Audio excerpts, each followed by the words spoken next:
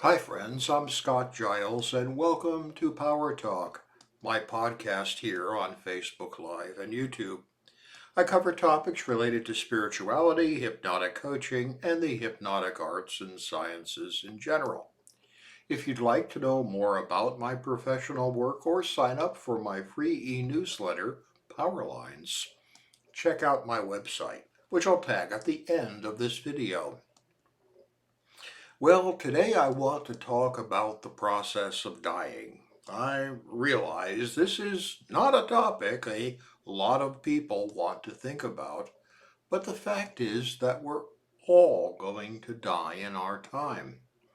As I've said in the past, being alive is a sexually transmitted terminal disease.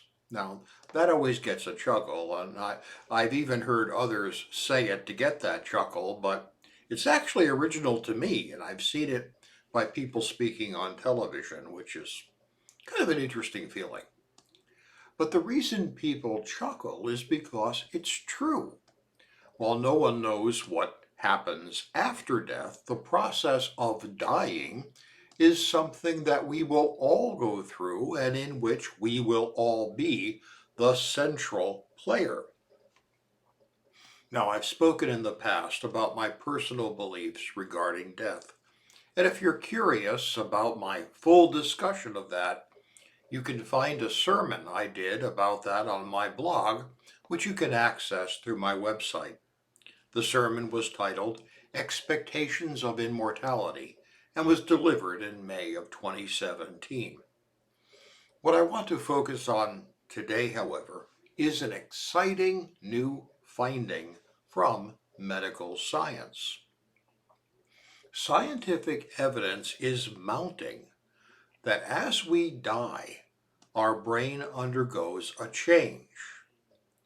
Rather than the random pattern of chaotic activity that one would expect from a neurological system that is ceasing to function, what happens is the opposite.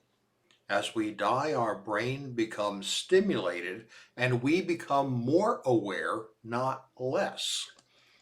The opposite of what you would expect from the law of entropy, which is that as a system is deteriorating, it becomes chaotic.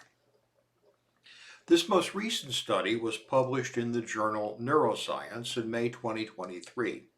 It's entitled Surge of Neurophysiological Coupling and Connectivity of Gamma Oscillations in the Dying Human Brain by Gangzhou, Timika Mahlova, Dean Lee, and Jimo Barisian. The study follows 4 unconscious patients who are comatose and beyond any hope of resuscitation, but not formally brain dead. Life support was withdrawn and they were allowed to pass. 3 of these subjects had suffered severe brain injury as a result of cardiac arrest. The remaining patient had a large brain hemorrhage. In all cases, no recovery was possible. They had no clinical response to outside stimuli, and the withdrawal of life support was accordingly indicated under the protocols in most states. Well, the families of these patients agreed to allow scientists to monitor their brain activity as death arrived. EEG leads were applied to the head and EKG leads applied to the chest. As the patients made their transition and died, the electrical pattern in their brains was recorded, and it looked dramatically similar to what is seen in a person who is dreaming or in a patient having an epileptic seizure who would later report an out-of-body experience. The study makes one thing clear. These signals of heightened and organized brain activity were not present before life support was withdrawn.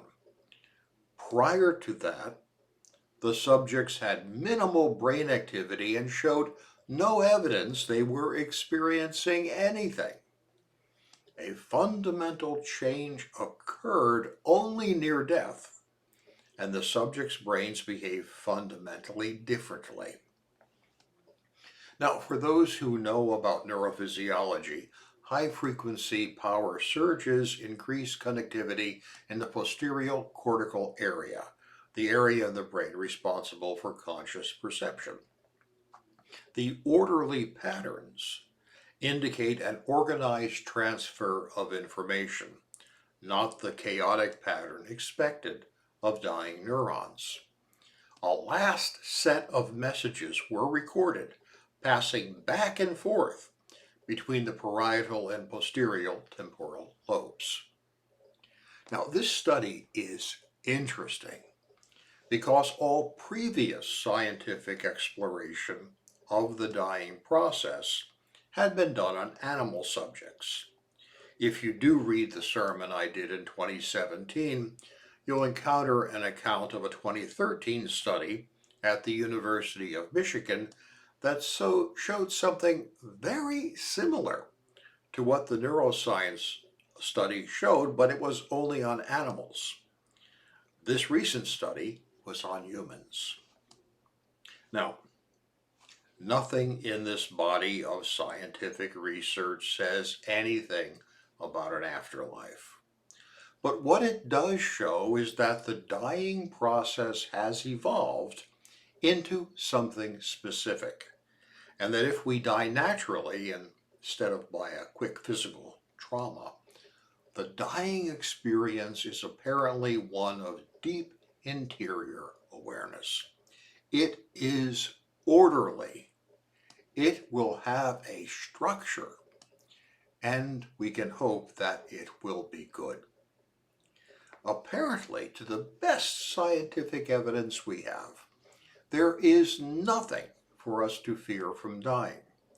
We have evolved so that it has become something special and apparently meaningful, even if our brain is badly damaged. I think that is pretty amazing. Hey, thank you for your time and attention today. I'll be back next week with another talk on a different subject. I'd like to invite you to join me. It does help me if you let others know about my work and my videos, so please like, share, and subscribe. And as always, if I can be of help to you, feel free to reach out through email, my website, or my Patreon channel. Have a great week.